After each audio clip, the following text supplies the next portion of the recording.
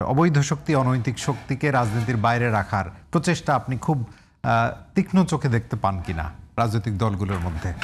দেখেন, আপনার এই প্রথম কোশ্চিনটা খুব ইন্টারেস্টিং এবং ভাই যেভাবে উত্তর দিচ্ছেন এই উত্তরের সাথে আমার অ্যাডিশন করা ছাড়া এটাকে বিপক্ষে বলার কিছু নাই। অ্যাডিশন করার ক্ষেত্রে একটু কিছু কথা বলি। কেন ইলেকশনে আমরা বহিঃশক্তির কথা বলতেছি? ফেলানির কথা মনে আছে?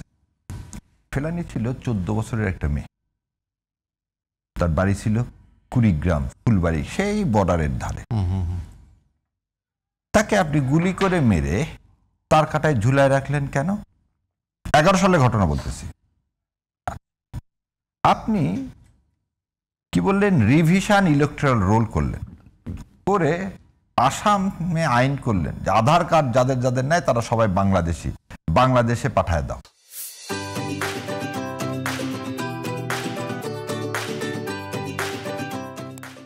রিভিশন ইলেকট্রাল রোল করলেন, করে আসামে আইন করলেন যে আধার কার্ড যাদের যাদের নেয় তারা সবাই বাংলাদেশি, বাংলাদেশে পাঠায় দাও।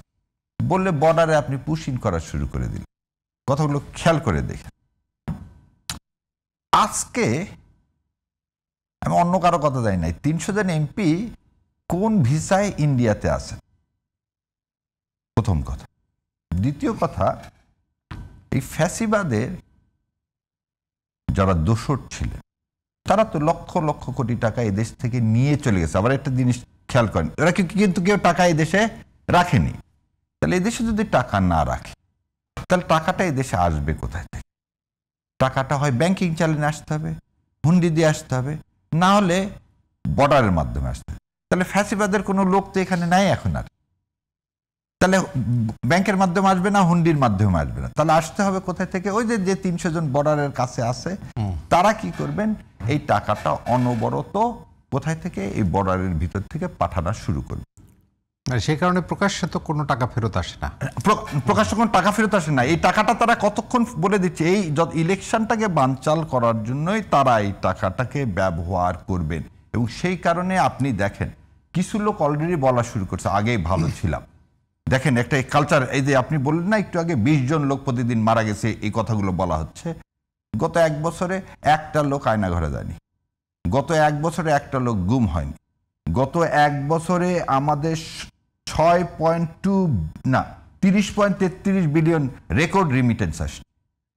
এই যে সনদ হলো, রিজার্ভ বাড়লো, আজকে আমরা ভোটের দিকে যাচ্ছি, এই কথাগুলো কি কিন্তু জনাব এসএম শাহরিয়ার, আমি কিন্তু ওই যে আপনি পতিত ফ্যাসিস্টের যে কথা, মানুষ তাদেরকে চরমভাবে রিজেক্ট করেছে, সেই পরিমাণ জনজোয়ার উঠেছিল জন্যই তাদেরকে বিদায় নিতে হয়েছে।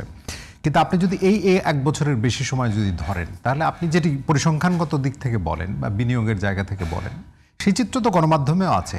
খুব কি সন্তোষজনক? মানুষের যে স্বপ্নের জায়গাটা ছিল, আপনি মনে করেন? এবার আপনাকে আমি পাল্টা একটু প্রশ্ন করি। অনেকেই প্রশ্ন করে 15 বছর আসেননি কেন? আমাকে অনেকে বলে 15 বছর আসেননি কেন? 15 বছরকে আমরা নির্ভয়, এখন যেমন 2 ভাই মিলে কথা বলতেছি এইভাবে, আপনার অনুষ্ঠান বাদ দেন, কোর্টে, আমি তো কোর্টের বারান্দায় বলবো এই অবস্থা ছিল। রাজনৈতিক হত্যাকাণ্ড বাদ দেন, আপনি তত্ত্বাবধায়ক ব্যবস্থা, সরকার যেটা চায়, আপনি একটা জিনিস দেখেন, এই সিটিং চিফ জাস্টিস রিটায়ার্ড না কিন্তু, তাকে আপনি কি করলেন? ঘাট ধরে বের করে দিলেন। তখন আর মানুষের কি সেই মনোবল থাকে? আজকে আমি আপনি বলতো এই সব কিছু বাদ দিয়ে আমরা কি যেখানে যার যেটা ইচ্ছা গভর্নমেন্টের সমালোচনা, আমি সেদিন আসিফ নজরুল সাহেবের নাম ধরে সমালোচনা করছি, দেখতাম তো 15 বছরে একটা মন্ত্রী তো দূরে থাকে, একটা এমপি, আওয়ামী লীগের একটা নেতার নাম নিয়ে আপনি একটা সমালোচনা করতে পারতেন কিনা? পারতাম না। তাহলে আমাদের বাক স্বাধীনতা ছিল না। এই যে বললাম, আমার জীবদ্দশায় যত আন্দোলন দেখিনি, এই 1 বছরে কিন্তু সেরকম আন্দোলন দেখলাম। তার মানে এই যে অ্যাসোসিয়েশন, সেটা আপনি পাচ্ছেন। গণতন্ত্রের বিউটিটা কি?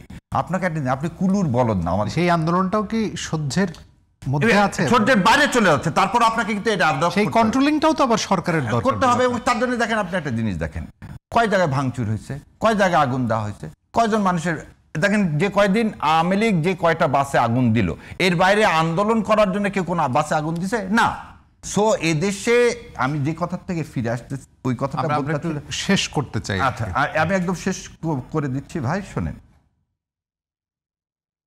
আওয়ামী লীগের কোনো ভোট ব্যাংক নেই, ফ্যাসিবাদের কোনো ভোট ব্যাংক থাকতে পারে না। কেন? যেমন মুসলিম লীগ 71 সালে মুসলিম লীগ পাকিস্তানকে সমর্থন করছিল, এনএসএফ এর কারণে তাদের কোনো কি ছিল না, তাদের কোনো আর ভোট ব্যাংক বলে কিছু ছিল না। আপনি দেখেন 71-এর পর আজ পর্যন্ত কিন্তু মুসলিম লীগ আর দাঁড়াতে পারেনি। পেরেস্ত্রোকাইকা গ্লাসনোসের কারণে যখন সোভিয়েত ইউনিয়নের কি ধস নামলো, সারা পৃথিবী থেকে সমাজতন্ত্র উঠে গেল, তার আগে কিন্তু বাংলাদেশেও কমিউনিস্ট পার্টির একটা বিরাট ভোট ব্যাংক ছিল। তারপরে দেখেন আজকে কিন্তু সেই ভোট ব্যাংক নাই। অতএব ভোট ব্যাংক বলে কোনো কিছু না, জনগণ যেটাকে সঠিকভাবে জনগণ সেদিকেই ভোট দিবে। অতএব আওয়ামী লীগের এই যে ভ্রান্ত ধারণা, আওয়ামী লীগের নিয়ে আসবো, এবং আমি এটাকে অপছন্দ করি যে ওই পূজা মণ্ডপে যায়, আমি বললাম পূজা রোজা এক, এসবও করা যাবে না। কিন্তু কথাটা হচ্ছে জনগণ কোনোদিন কোনো ব্যাংক না ভাই, জনগণ বোঝে কোনটা সঠিক কোনটা তার স্বাধীন মতামতের স্বাধীন মতামতের। এই জন্যই এখন যে বললাম যে জিয়াউর রহমান এখনো বেঁচে আছেন, এই জন্য বেগম খালেদা জিয়াকে এখনো মানুষ সেই শ্রদ্ধার চোখে দেখেন। একটা মানুষ কতখানি হলে একটা মা তার সন্তানের বিনিময়ে দেশকে ভালোবাসেন। দেখেন আরাফাত রহমান কোকো মারা গেলেন, তিনি বিদেশ চলে যেতে পারতেন না, আজকে তিনি জীবন মৃত্যুর সন্ধিক্ষণে পারতেন না। দেশ যখন আপনার কাছে হবে তখনই তো আপনি নেতৃত্ব পাবেন, তখনই তো মানুষ। আমরা শেষ করতে চাই, শেখ রবিউল আলম কিছু বলবেন কিনা? না, আপনি যে বলছেন যে রিজেক্ট করেছে, রিজেক্ট করেনি, শুধু রিজেক্টের মাত্রাটা আপনি বোঝেন যে ফুল টিমকে দেশের বাইরে চলে যেতে হয়েছে। ফ্যাসিবাদের পতন অনেক জায়গা হয়েছে, কিন্তু দেশ ছেড়ে হয়তো একটা পরিবারই চলে গিয়েছে, কিন্তু এইরকম ফুল টিমকে চলে যেতে হয়েছে, এই নজির নাই। আর আপনি বলছেন 1 বছরে তেমন হয়নি, 1 বছরে আপনি আর কত চাইবেন? 1 বছরে তো সব সম্ভব না, সব তো সম্ভব চাওয়ার কথা আমি বলছি না, মানুষের চাওয়ার কথা বলছি, যেহেতু একটা নির্বাচন না, মানুষের চাওয়ার কথাই আমি বলি। আপনি ধরেন আর 1 বছরে সরকার তো কিছু সীমাবদ্ধতা আছে, আবার কিছু বিষয় আছে যেগুলি একটা নির্বাচিত সরকার ছাড়া প্রতিষ্ঠাতা করা সম্ভব নয়। আমি বলছি 1 বছরের বেশি সময় পার হয়েছে, হ্যাঁ এই কাজগুলি আর একটু কম সময় করা গেলে ভালো হতো। তবে একটা অন্তর্বর্তীকালীন সরকারের সীমাবদ্ধতা থাকে কিছু। তারপরে এটা ঠিক যে মানুষকে আমরা মানে একটা বলতে গেলে ফ্যাসিবাদী পতনের পর একটা বিধ্বস্ত প্রশাসন, অর্থনীতি, দুর্ভিক্ষ হয়নি, অনেকে বলছে দুর্ভিক্ষ হবে, সবাই বলছিল দুর্ভিক্ষ হবে, সেখান থেকে তো আমরা অন্তত স্থিতিশীল অবস্থায় আছি এবং এখন থেকে হয়তো অগ্রগতির দিকে যাব নির্বাচিত সরকার। সেটি আসলে প্রত্যাশা।